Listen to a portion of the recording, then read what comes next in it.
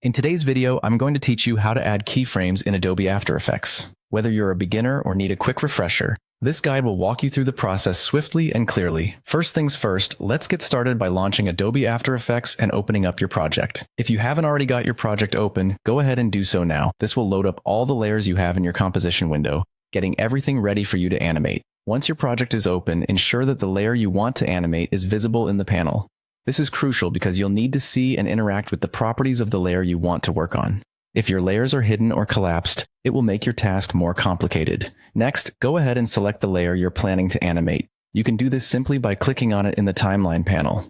When you select the layer, After Effects will highlight it, indicating it's ready for any transformations or effects you wish to apply. Now, it's time to animate. But before you do, you'll want to target the specific property you aim to animate. In After Effects, properties like position, scale, rotation, and opacity all have shortcut keys, such as P for position or S for scale. By pressing the respective shortcut, you'll quickly reveal the property you want to modify, making the animation process more efficient.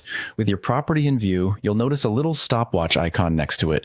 This stopwatch is your gateway to starting an animation. By clicking on the stopwatch, you're essentially adding a keyframe at your current position on the timeline, marking the beginning of your animation for that particular property. This keyframe is where your animation journey begins, capturing the initial state of your property. From here, what you're going to do next is drag the current time indicator, often referred to as the CTI or the playhead, to the point in the timeline where you want the next keyframe. This might be a few frames down the line or several seconds, depending on how you envision your animation. The CTI is a vital tool as it allows you to pinpoint the exact timing of changes within your animation. When you've positioned the CTI at the desired frame, you can adjust your property to the new value you want.